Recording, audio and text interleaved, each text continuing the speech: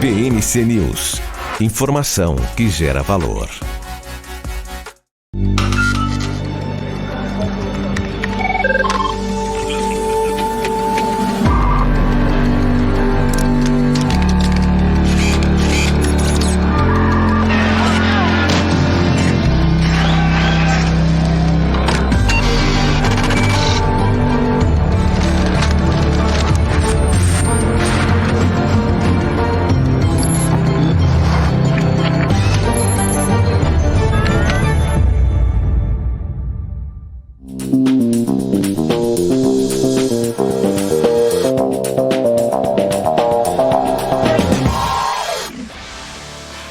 Olá, muito bom dia, investidor, muito bom dia, investidora. Eu sou Felipe Nascimento e esse é o BMC Pre-Market. Aqui você fica por dentro de todas as notícias que vão impactar os mercados no Brasil e no mundo. Muita informação, muita análise para você fazer bons negócios ao longo dessa quinta-feira. Hoje é dia 23 de dezembro.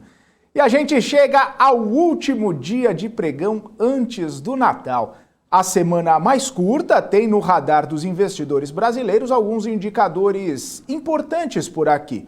A gente vai falar daqui a pouquinho sobre os dados do IPCA 15 que acabaram de sair. Inclusive, deixa eu dar uma olhada aqui, o IPCA 15 subiu 0,78% em dezembro em relação a 1,17% em novembro. No ano de 2021, o IPCA 15 acumula uma alta de 10,42%. O IPCA 15 de 2021 é o maior para o fechamento do ano desde 2015, quando fechou a 10,71%. Mas mesmo assim, com essa informação do juro subindo 0,78 em relação a 1,17 em novembro, a gente vê uma das primeiras desacelerações em alguns meses aqui para o IPCA 15. Bom, a gente vai repercutir também, daqui a pouquinho, mais tarde, os números do CAGED, que vão trazer o desempenho das vagas de empregos criadas no Brasil. Esses dados saem às 9h30 da manhã. Numa semana de muita volatilidade, os investidores ficam de olho nos movimentos que ainda podem acontecer. Mesmo com menos volume financeiro sendo negociado e com os mercados menos aquecidos, a Bolsa Brasileira ainda pode ser influenciada tanto pelo exterior quanto pelo cenário doméstico. E foi exatamente isso que aconteceu ontem. Mesmo com o exterior desempenhando bem ao longo do dia, a Bolsa Brasileira não conseguiu tração para acompanhar. Mesmo com a PEC dos precatórios, com o orçamento já definidos lá em Brasília, o risco fiscal ainda mexe com o humor do mercado. Depois que o governo decidiu dar um reajuste salarial apenas aos policiais federais, várias outras categorias do funcionalismo público federal decidiram reivindicar os seus direitos. Promessas de greve, promessas de entrega de cargos em diversos setores acenderam uma luz amarela. Os índices de confiança do consumidor mais fracos também mostram que o cenário de inflação alta, taxas de juros em elevação, desemprego e a perda do poder de compra do consumidor podem influenciar negativamente as empresas. E aí, com toda essa conjuntura, a Bolsa Brasileira foi sim influenciada. Ela não seguiu o bom desempenho das bolsas internacionais e fechou numa queda de 0,24% no pregão de ontem. Vamos dar uma olhadinha aqui nos números. 0,24 de queda, fechando aos 105.243 pontos. A gente vê nas maiores altas GetNet, depois de anunciar um dividendo aí, o pagamento de proventos de cerca de 9%, entre 7% e 9%, dependendo ali da cotação da ação. Os investidores ficaram bastante animados com esse pagamento e a ação subiu 23,40%, um baita aumento aí em GetNet, só lembrando aí que são proventos de resultados, né, 2016, 2019, 2020, ou seja, eles juntaram tudo num combo aí, vão pagar tudo de uma vez. A gente vê nas mais altas também Banco Pan, que subiu 7,97%, o Melius subindo 6,77% e o Grupo Soma subindo 3,08%. Nas mais baixas, a gente vê duas empresas operadoras ali de hospitais, né? Redditor caindo 5,67%, Apvida caindo 3,24%, justamente por conta ali de questões, né, relacionadas à variante Ômicron, relacionadas também a síndromes respiratórias que acabaram enchendo hospitais ao longo das últimas semanas e impactando também no operacional dessas empresas. E aí a gente vê Magalu caiu 4,05%, também pressionado, aí o varejo pressionado bastante por conta do índice de consumidor, por conta da taxa de juros, por conta de inflação, enfim, todo esse cenário econômico brasileiro impactando as empresas de varejo, assim como a Natura também, que caiu 4,02%. E agora, o Marco Saravalli, ele traz o tom no mercado nessa quinta-feira. Vamos dar bom dia para ele. Bom dia, Marco Saravalli. Fala, pessoal. Muito bom dia. Bom dia a todos acompanhando aqui os futuros de Nova York nesse começo de quinta-feira, pré-Natal, né? Lembrando que a gente não tem pregão nessa sexta-feira, né? No dia 24, voltamos somente na segunda-feira que vem, na última semana de pregão desse 2021. E a sinalização realmente é um dia com viés de ligeira alta, sem grandes oscilações, né? Lembrando que o volume vai ficando mais fraco nesses últimos dias, mas devemos ter sim um viés de alta. A gente tem ainda uma agenda econômica carregada, com alguns indicadores importantes aqui no Brasil e também nos Estados Unidos, mas também eles podem trazer de certa forma, algum alívio na preocupação, na aversão a risco e ajudar a impulsionar também a nossa bolsa. A gente ainda acredita que podemos ter aí esses próximos 3, 4 pregões do ano, talvez com viés ligeiramente positivo, né, reduzindo um pouco as perdas. Difícil, de novo, quase que impossível nesse momento a gente acreditar numa bolsa em alta, né, no fechamento desse ano, mas pelo menos reduzir essas perdas ao longo dos próximos dias ainda é possível. Tá bom, pessoal? Lembrando também que tem algumas companhias divulgando recompras de ações, dividendos, a gente tem reforçado aqui, e também algumas fusões, aquisições, né? Isso pode destravar valor e trazer um fôlego adicional para algumas ações especificamente, por isso que é muito importante também acompanhar todas as notícias aqui diariamente da BMC News. Tá bom, pessoal? Tenham um ótimo dia, já a gente volta para falar sobre o nosso gráfico do dia. Até mais, tchau! Olha as notícias internacionais aqui. A AstraZeneca informou que a sua vacina contra a Covid-19 se mostrou eficaz na prevenção a infecções pela variante Ômicron do coronavírus.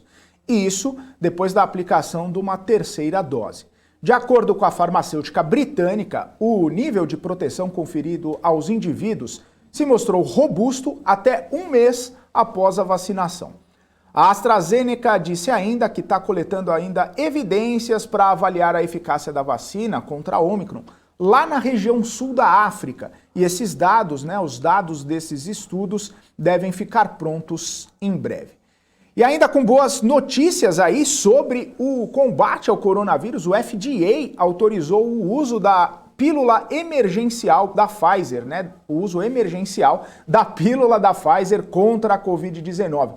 Essa ainda não é uma aprovação definitiva lá pela Anvisa dos Estados Unidos, mas a farmacêutica declara que pretende fazer o pedido de registro de novo medicamento lá em 2022. Os testes indicaram que essa pílula reduziu em 89% o risco de internação e morte por conta do vírus entre adultos mais vulneráveis.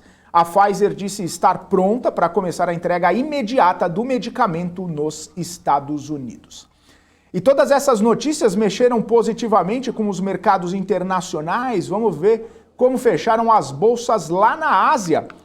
Todas no patamar positivo. Na China, o índice Xangai Composto teve uma alta, olha só, de 0,57%. Lá no Japão, o índice Nikkei teve um avanço de 0,83%. E em Hong Kong, o índice Hang Seng subiu 0,4%. Ele está bem aqui no meu ombro, ó, 0,4%.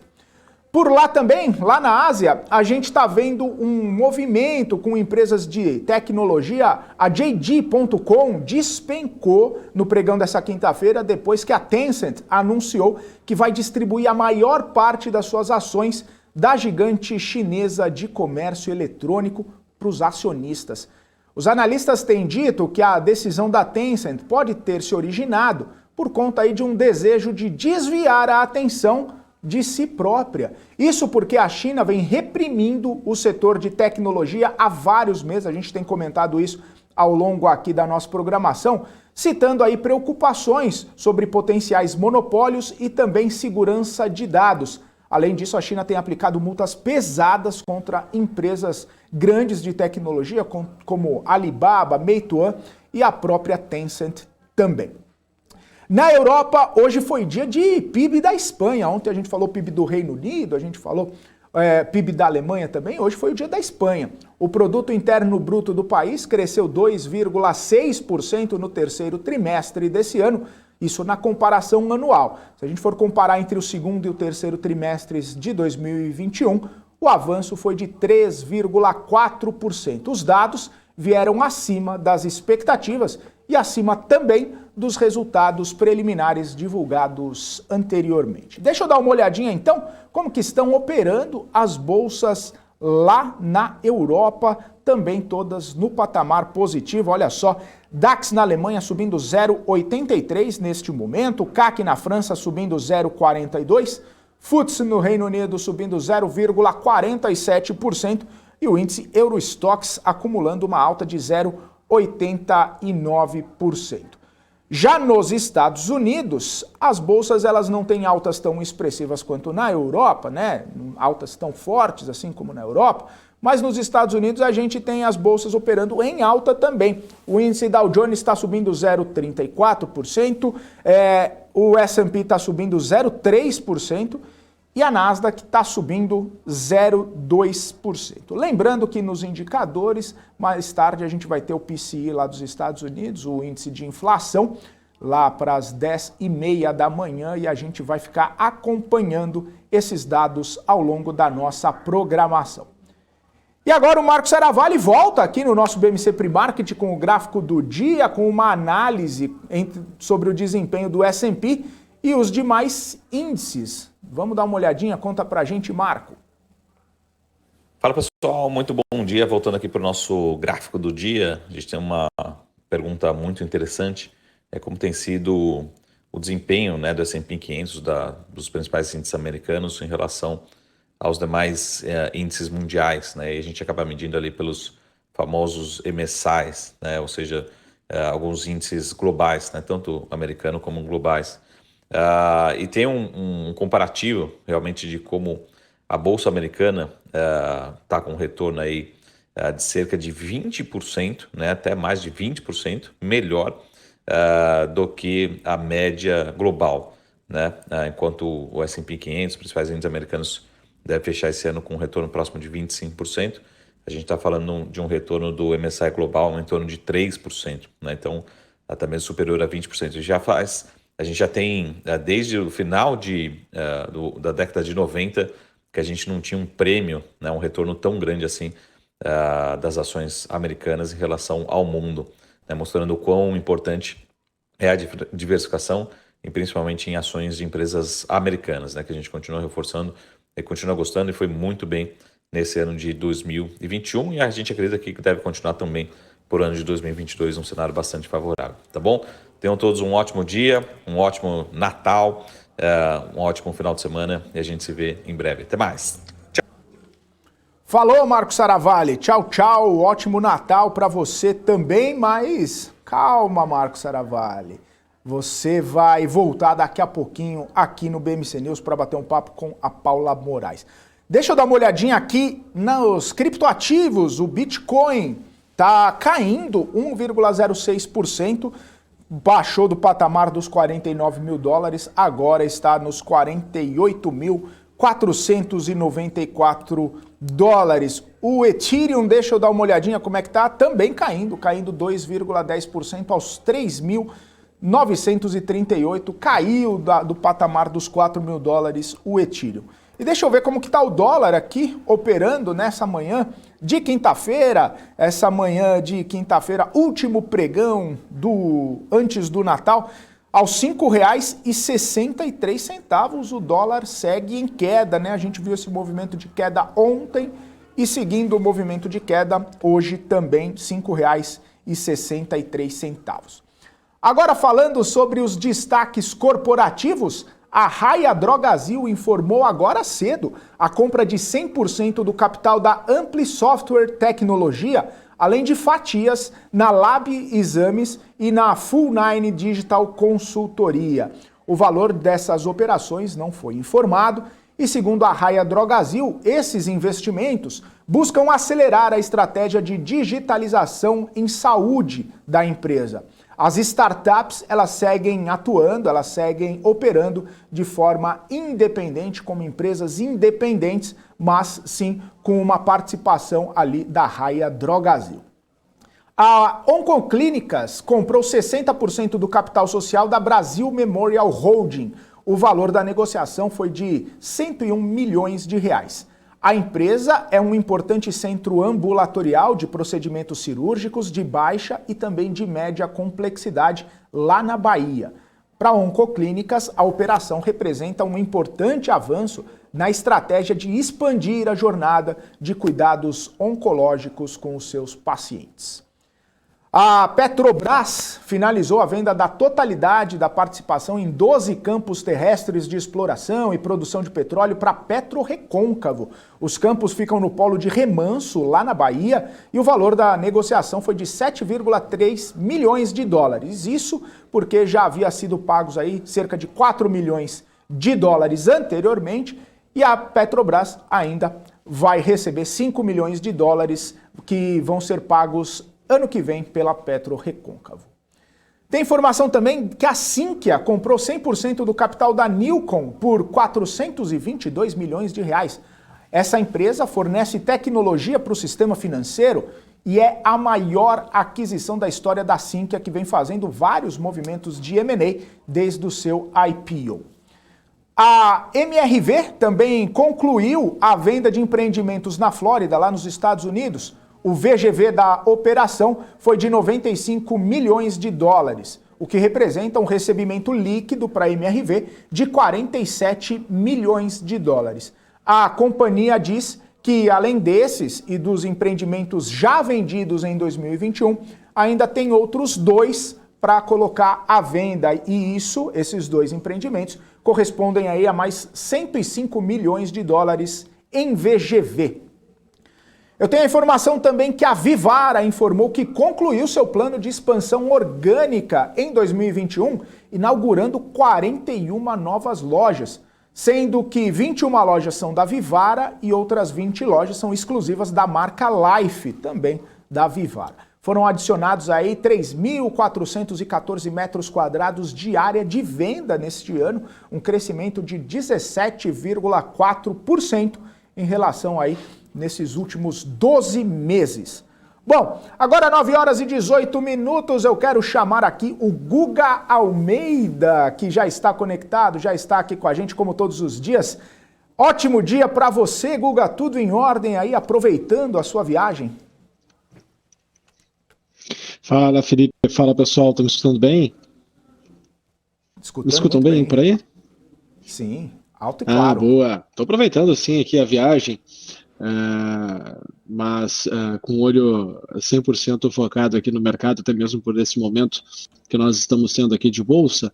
Quem sabe não surge aquele rally tão esperado, não de final de ano, mas uma movimentação aí de alívio por parte dos ativos de risco, e quem sabe não abre uma janela aí no início do ano boa para nós pegarmos e surfarmos um bom movimento. Estou acompanhando, estou de olho. Pois é. Ô, Guga, tem gente falando que se não der para ter rally, que pelo menos seja um passeio de bug nas dunas, né? Tem uma emoçãozinha ali que se não dá para ser um rally inteiro, que pelo menos um bugzinho ali já ajuda, né, para a bolsa. Mas deixa eu te falar uma coisa. Como o pessoal fala... Diga. Tu pode escolher com emoção ou sem emoção também, né? Tu sabe que os passeios de bug, principalmente no Nordeste, o pessoal pergunta, você quer com emoção ou sem emoção? Tem essa também. Acho que o pessoal aqui, o brasileiro já está acostumado com emoção, né, Guga? Então, quando pergunta, é sempre com emoção, né? Vai, sobe e desce, vai, capota e a gente está firme e forte aqui, como sempre, né? Não tem jeito. Ô, Guga, deixa eu te falar uma coisa. Ontem, né, a gente viu as bolsas no exterior desempenhando bem, né? principalmente por conta de várias notícias importantes e boas a respeito da Omicron, né, do coronavírus, que algumas pesquisas ali estão falando sobre a menor letalidade, embora seja mais transmissível, mas também vacinas, né, mostrando eficácia ali depois de terceira dose. Hoje mesmo a gente falou da AstraZeneca. Só que mesmo assim, aqui no Brasil, descolou, né, não conseguiu acompanhar o bom humor do exterior, a gente teve uma queda, né, a gente não conseguiu ficar no mesmo patamar que o exterior, mesmo com as boas notícias. O cenário doméstico, mesmo com Brasília já em recesso e tudo mais, ainda está influenciando aqui a nossa bolsa, ainda está ficando mais complicado para a gente ficar colado aí nas bolsas internacionais, Guga? Sim, Felipe, o pessoal aqui no Brasil, se for olhar tanto investidor, pessoa física, quanto investidor institucional, ele não está animado com bolsa, né? O mercado não está indo às compras. Pessoa física, ela nunca tinha... A grande leva, né? Se nós olharmos assim, mais de 80% das pessoas físicas entraram na bolsa depois de 2016. Então, se tu pegar de 2016 até agora, é um grande período. Tá? Estamos falando aí de 5 anos de mercado, pessoas que viram bull market, pessoas que viram os processos de correções abaixo de 20%, dessa vez a gente está com um processo de correção perando os 30%. Então, as pessoas elas não viram isso, né? E nunca passaram tanto tempo também com um processo de desvalorização. Além disso, também não tinha o estímulo, né, de um concorrente para a Bolsa, que era a renda fixa. Né? A renda fixa volta a ser atrativa, que ela volta a ter uma rentabilidade, né? Se tu for tanto contratando pré-fixado como pós-fixado, tu está tendo uma rentabilidade já acima da casa de 2 dígitos. E isso traz, né, um estímulo do tipo, poxa, aqui eu tenho mais previsibilidade. E o ser humano gosta de previsibilidade. Tá? Então, tu não fluxo, tu não consegue criar uma narrativa positiva para as pessoas tomarem risco. Tá? Infelizmente, toda a indústria financeira, ela no final, ela quer a custódia do cliente, né? Para poder cobrar mais serviços, mais taxas e assim por diante. E querendo ou não, ter o olhar de bolsa ser um olhar mais livre, tá? E mais independente, para que tu possa de fato questionar aquele time do mercado, aquele momento do mercado, conseguir perceber o fluxo que se tem em cima de um determinado ativo para ver se tem capacidade de continuar subindo, precisa conseguir se permitir com a cabeça mais aberta para aquela situação. E quando tu olha para agora, para a fotografia agora de curto prazo, de fato, né? Uma coisa é tu olhar assim o preço do ativo. Pô, o ativo está em tese barato, se tu for olhar no relativo, comparar com outras bolsas, porque tu tem que ter sempre um critério de referência, né? Parece que sim, mas tu não tem participantes estimulados o suficiente a ir às compras a ponto de gerar uma distorção de mercado que faça com que o preço mude de patamar. Tá? Então, hoje, né, aqui na Bolsa Brasileira, qual é o estímulo que o pessoal tem? O estímulo do pessoal tem é buscar um pouco mais de... buscar muita previsibilidade. Né? Então, fundos multimercados saíram de bolsa, retornaram, né, para juros, retornaram para renda fixa, então estão posicionados lá, estão alocados lá. Né? Pessoa física, o mar de produtos de renda fixa que está sendo oferecido agora, e também toda essa leva, né, de autônomos trabalhando, agentes autônomos de investimento que trabalham na distribuição de produtos, todos eles estão com uma narrativa muito forte em cima da renda fixa. E as comissões, elas estão bem atrativas também hoje para distribuir os produtos de renda fixa. Volta a se ter spread, volta a se ter uma certa previsão. Então, o mercado ele tende a ter esse estímulo, né, a trabalhar nessa ponta. Né? Infelizmente, são poucas, se for pegar percentualmente, né, as pessoas que de fato se envolvem para entenderem mesmo sobre os investimentos, entenderem mesmo sobre o processo de tomada de decisão e assim por diante, são muito poucas. Um bull market fragiliza bastante o mindset da grande massa de investidores. Tá? Então, a gente está nesse processo que, infelizmente, no Brasil, a gente está aqui com menos liquidez ainda, um pouquinho menos de apetite por tomar risco de bolsa. O que pode vir a acontecer? Tá? E que possa destravar um movimento positivo. Lá fora, se nós olharmos, Felipe, eu já vinha conversando com o pessoal, eu achava muito difícil, né? Nós termos uma correção muito grande neste final de ano lá fora. Acabou que tivemos aquela movimentação um pouco mais intensa de queda, tá? Isso há umas 2 semanas atrás. Tivemos aquela movimentação um pouco mais intensa de queda que me mostrou, opa, já está aqui o sinal de que, de fato, né, esse movimento ali na frente de tapering e de elevação de juros nos Estados Unidos vai ser um grande problema e vai gerar uma grande correção aqui na nossa bolsa. Na bolsa, desculpa, na bolsa lá fora. Tá?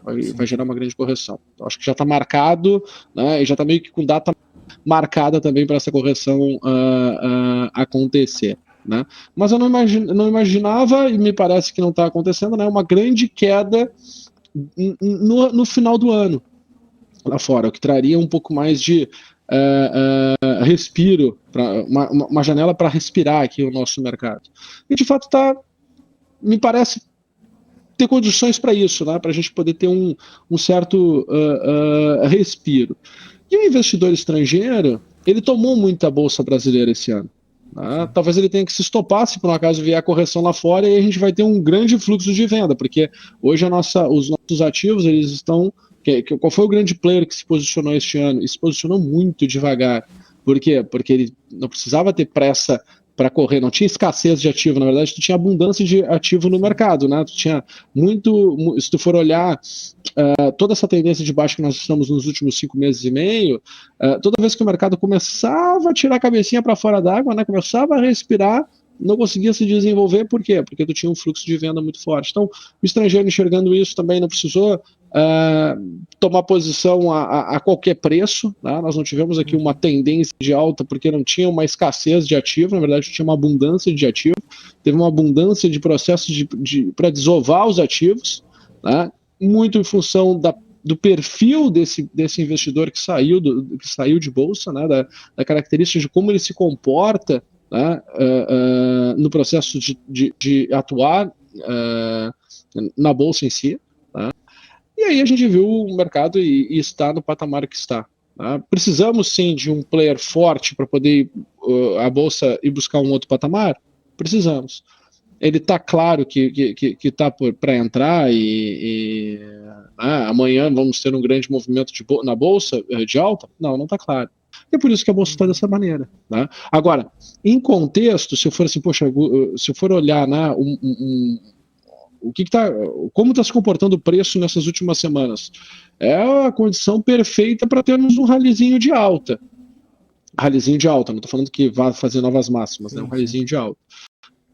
Né? Precisa de um trigger, precisa de um gatilho, e bem importante também ter um critério claro, objetivo, para se ter para se abrir posição no mercado, né? Para se ir às compras de fato. Porque uma coisa é a análise, uma coisa é tu enxergar a potencial do mercado num determinado momento, a outra coisa é, de fato, tu ter o sinal que faz sentido você ir às compras. Né? Porque primeiro tu vai te preparando, tu vai criando cenário, tu vai entendendo, tu vai interpretando, né, toda a condição que o mercado está apresentando. A outra coisa é, de fato, tu ter um gatilho operacional. Quando tu tem condições mais um gatilho operacional, poxa, tu tem ali um critério claro, objetivo, né, tangível, que define o momento que você entra, se faz sentido você surfar o movimento de alta, momento que faz sentido, né, entender que as coisas mudaram, que a tua tese começou a ficar invalidada, né, para que também você possa sair, transformar o capital novamente em liquidez e buscar uma outra janela para poder se posicionar. Boa. Ô Guga, eu acho interessante, né? Você falou bastante aí sobre a questão que a bolsa, né, tá atrativa, tem muita gente fazendo, os investidores estrangeiros chegando, né, justamente porque nesse processo, na verdade, porque precisa, né, fazer essa alocação de recursos e tudo mais. E a gente tem visto várias casas, vários bancos, né? Muita gente martelando, olha, a bolsa está barata, você vai ver o PL da bolsa está barata, os ativos estão baratos. Até essa semana mesmo, se não me engano, foi o Santander, soltou um relatório, falou a bolsa brasileira está muito atrativo para ser ignorado, está muito barato para continuar sendo ignorada, né? Mas mesmo assim a gente não tem essa atração, não faz esse ralizinho aí que você falou, até mesmo por conta do cenário. Mas é interessante porque parece que está todo mundo olhando para a bolsa e está vendo, olha, está barato, está valendo a pena, tem ativos interessantes, tem cenários interessantes, tem boas oportunidades, mas falta alguém com peso aí para poder puxar, né, essa bolsa aí para cima, como você bem disse, né? E eu fiquei lembrando de várias pessoas, vários atores aí do mercado falando isso, né? Tá barato, até tá barato para continuar sendo ignorada a bolsa brasileira. Eu me lembrei disso, Guga, justamente gancho nesse cenário aí que você passou pra gente. Tá barato, mas também tu começa a perceber, Felipe, que cada vez mais as casas, elas estão perdendo, de certa forma, a credibilidade, porque a resposta do mercado não é na mesma velocidade da opinião delas. Porque um relatório é uma opinião, né? Não é uma verdade. Sim. Barato, caro, é muito relativo, né? E pode ficar barato mais tempo que as pessoas suportam, ou mais tempo que uma pessoa específica suporte, né? Quantas narrativas de barato e caro a gente teve aqui ao longo desses últimos anos, né? Que foram, assim, verdadeiros fiascos, né? De análise, que levou muitas pessoas a perderem muito dinheiro, né? Você pega aí, tivemos aí vários casos emblemáticos, né? Desde lá atrás, Cielo, CVC, IRB, Cogna, Oi, quantos ativos, e vai arrastando 1 ano, 2 anos, 3 anos, e sempre aquela defesa de uma tese, não, porque numa hora vai, não, e fica aquele viés batendo, e a pessoa física fica sofrendo. Então, assim, óbvio que tem uma percepção, né, de barato e caro, mas tu tem que ter um critério objetivo, né, para poder seguir uma tendência. Porque se de fato o mercado, a tendência de um mercado, ela é de baixa. A tendência, o que seria uma tendência de baixa, né? É que o fluxo de venda ele tá mais intenso. Tem um porquê que a tendência está de baixa. Não é simplesmente porque tu olha para um gráfico e está, sei lá, abaixo de uma média móvel longa, ou porque está abaixo de uma linha de tendência. Isso é uma percepção muito simples, muito rasa, que não justifica tu tomar um risco, tu tomar uma dor, né? Tem um porquê por trás. Qual é o porquê por trás agora, né? Tu tem juros sendo elevados, tu tem incertezas no cenário do ano que vem, e isso não cria o estímulo mínimo necessário para as pessoas de fato tomar risco. Tu começa a ter uma narrativa está corrigindo já há muito tempo. Então o pessoal começa a perder a credibilidade em cima da narrativa que se tinha anteriormente do mercado ir para cima. Aonde que são os momentos imprudentes, né? Quando tu tá lá num topo de mercado, né, estimulando uma narrativa que a coisa vai continuar, né, reverberando infinitamente, mas sem criar um critério do tipo, puxa, olha só, mas se tal nível for perdido, ou se alguma coisa, né, se apresentar dessa e dessa forma, você precisa mudar de opinião. Você está disposto a tomar esse risco? Você está disposto a enfrentar essa situação? Porque senão fica uma papagaiada, né, que não leva para o lugar que o investidor realmente precisa aí, que é rentabilizar sua carteira, rentabilizar sua conta ao longo do tempo. Né? O estar certo, ou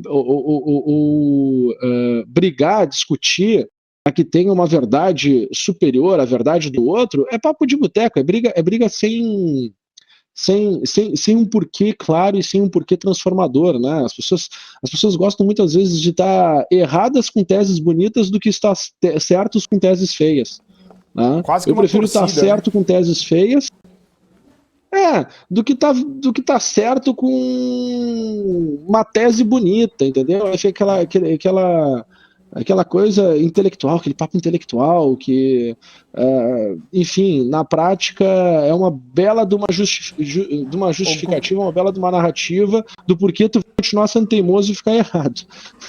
Eu lembro até da máxima do futebol, não tem gol feio, feio é não fazer gol. É quase isso que você está falando aí, né? Os caras gostam de falar do drible bonito, mas, cara, o que te dá campeonato é gol feito, entendeu? Quem é gremista lembra muito bem do Jardel, que fazia gol de qualquer jeito, canela, barriga, orelha, não acertava uma na bucha, assim, não era um gol bonito, mas fazia gol pra caramba. É isso aí. Ô Guga, vamos dar uma olhada então no que você está esperando para hoje aqui, senão a gente vai ficar conversando até meio-dia aqui. O bate-papo flui, mas a gente não olha as projeções do dia. O pessoal já está até cobrando aqui. O que teremos hoje na visão do Guga Almeida? Legal, vamos lá. Pessoal, fica tranquilo, amanhã não tem mercado, né? Amanhã tem Papai Noel, então eu espero que todo mundo tenha feito sua cartinha, tá? Com o desejo para o Papai Noel aí. O que eu tô enxergando, Felipe? Tivemos ontem, né, essas 2 etapas de queda, acho que eram algo totalmente possível, né? A gente precisava da segunda etapa de queda aqui. O mercado ele veio para a região de 88,6 e responde muito forte, né? Responde positivamente. Então, dentro desse cenário, dentro desse contexto, eu estou enxergando aqui possibilidade para voltar aqui nos 108,250, tá? Acho que tem uma possibilidade de 108,50 até 109 mil pontos. É bem possível de acontecer, tá? Essa movimentação. Eu ficaria bem feliz, bem contente mesmo se por acaso a gente tivesse essa força para o mercado subir para este patamar de preço. Tá? Onde me preocupa, né, e faria aqui uma pressão mais intensa vendedora, conseguir superar essa região aqui do 107,500, do 107,600, tá?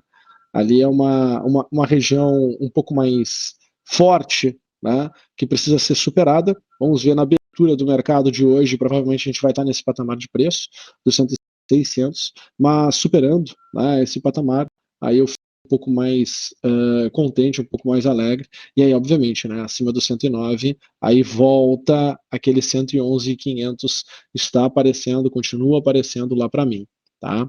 Ao olhar o Ibovespa, né, principalmente no Ibovespa diário, né, com as cotações aqui olhando elas com atualizações no gráfico diário, o que eu vejo está aqui, os 111.500, 113 mil pontos ainda aqui na minha janela, tá? Então eu gosto de ser o otimista do momento, tá? Eu gosto de ser aqui o otimista do momento. Agora, não superando esses 107,600, né, e o mercado azedando, que acho um pouco mais improvável, ainda mais hoje, tá? Acho um pouco mais improvável de acontecer, a não ser que tenha um player que estivesse aí muito vendido, né, querendo fazer com que o preço afundasse ainda mais, mas aí estaríamos bem com um olhar bem pontual, né, bem de momento mesmo, e não é a nossa conversa aqui no pre-market. Tá? Mas o que nós temos que entender é que as últimas movimentações de baixa elas foram bem intensas, e é possível sim elas repetirem essa mesma da correção e quem sabe voltar lá para casa dos 105, né? Seria voltar para as mínimas que nós tivemos ontem, que as mínimas lá de 105.500, 106 mil pontos, entre 106 e 105.500. Maravilha, Guga. Vamos torcer aí, né, pro Papai Noel ser bonzinho e deixar trazer aí o Ibov para essas suas projeções 111, 113 aí, talvez até ao longo da próxima semana. É isso então por hoje, Guga. Valeu, obrigado e olha só, você tenha um ótimo Natal aí, um ótimo fim de semana, um ótimo fim de ano também, porque hoje me despeço aqui de você, volto só no que vem, Guga. Um abraço. Ah, é? Pô, que beleza, que beleza. Tá bom, então te desejo Mas você ótimo volta, Natal, né? você volta com Daniel Moraes. Um ótimo ano novo.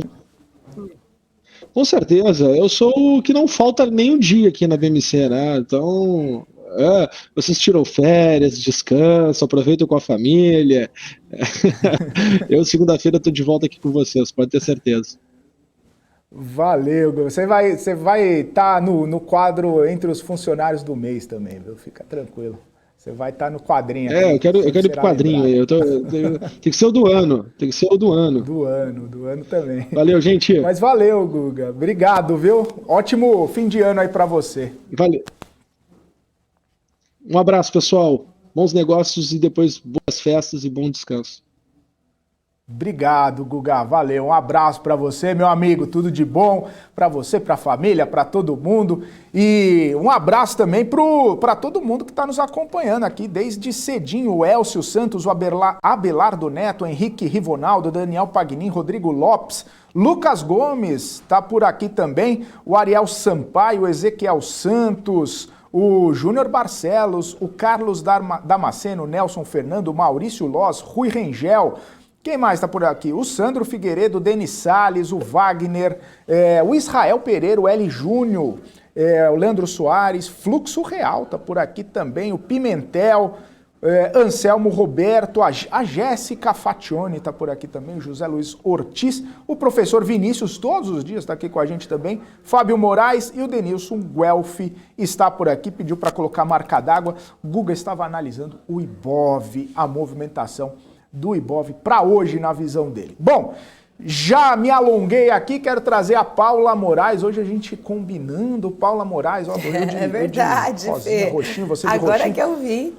Bom dia, Paula, Bom ótima dia. quinta-feira para você. Obrigada, Felipe, para você também. Eu ia falar, o Guga falando que queria o quadrinho, né, de destaque aqui do ano, ele vai ter que disputar, sabe com quem? Com quem? Com o Júnior, né, que tá de folga e vem trabalhar 2 dias. Você já viu uma pessoa que tem folga e vem trabalhar? Só o Júnior Messi, né? O Guga querer quadrinho aí, ó, vai ter que disputar com o Juninho. E aí a briga é boa, hein, A Paula? briga é boa aí, hein? Júnior vem aqui, ó, só pra não ficar sozinho em casa. A pessoa tenha folga, gente. Vem aí, só pra ficar aqui com a gente. Ele Isso que é amor, né? compareceu 50% do plantão que ele não deveria estar. Que ele não deveria estar. Mas tudo bem. O Guga, você disputa aí com o Júnior depois, hein? Esse quadrinho aí, a gente vai pôr metade do rosto de um, metade do rosto do outro aí na porta aqui da BMC. Tá certo, Felipe? Obrigada aí. Até mais tarde. Vamos aí tocando aqui as informações, né? Valeu. Não pode parar. Tchau, tchau, Paula. Tchau, Bom jornal. Muito Até mais. obrigada. Gente...